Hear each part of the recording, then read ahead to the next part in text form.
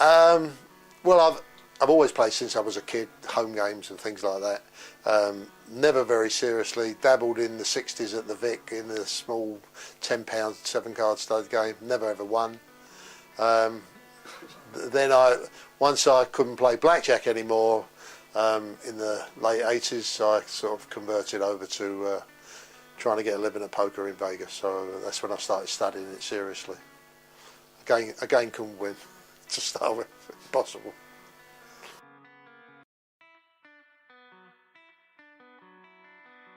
Just that they wouldn't let you play anymore. You know, it's in the end the heat got too much, and they grind you down in Vegas. You know, so it was either try and pay the rent with another means. In the end, we had to. They called the bailiffs in, and we had to get out quick.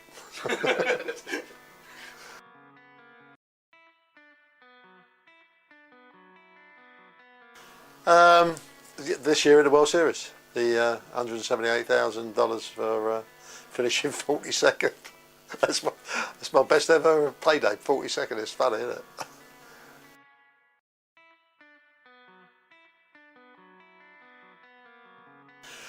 Oh, blimey, that's hard. There's so many. Tournament-wise, I'll probably say the obvious because he did have some sort of aura about him. I played on the same table as Phil Ivey 3 or 4 times. Last year at the World Series of Europe, I spent a whole day with him in the horse event. I spent another day with him in this year's World Series, and there is something quite intimidating about his presence at the table, and his reads were just incredible. So I would say him. That's the obvious one. Cash, there's been too many probably, you know.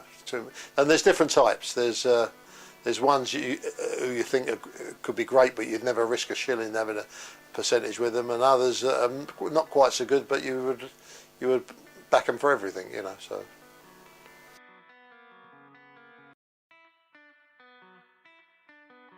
I didn't initially. I thought it was ridiculous. But then in hindsight, I suppose it, as well as obviously suiting Harrah's, which is the only reason they've done it, it probably does suit the players eventually, because it gives themselves a chance to get something in place, you know. I know that if I'd have made it, for example, I wouldn't have had anything in place, so it would have given me a chance of doing something with some sponsors, you know. So it's probably not a bad thing. But it does lose a bit of momentum. I mean, it does seem a little bit ridiculous, doesn't it? That you know, why they can't have a week's break, you know, and then get going again. I don't know. It just seems a little bit long.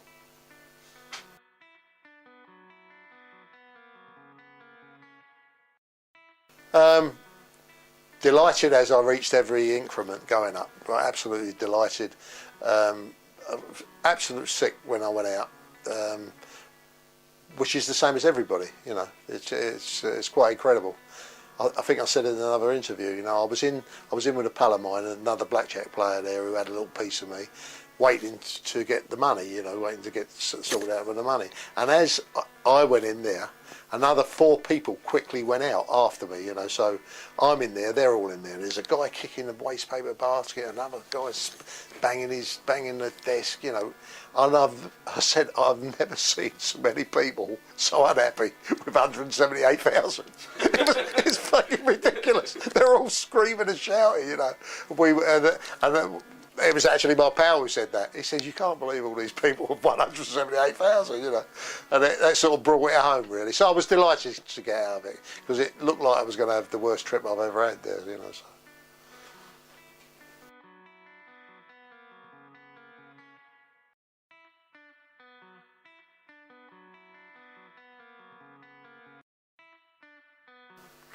To watch football, to play, it's no contest.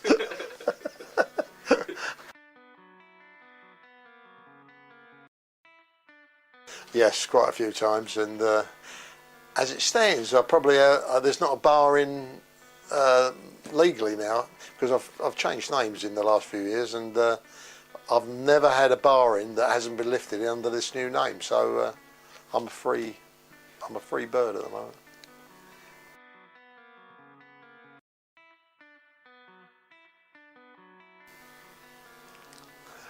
Strangest place I've ever woken up. On the beach in Goa.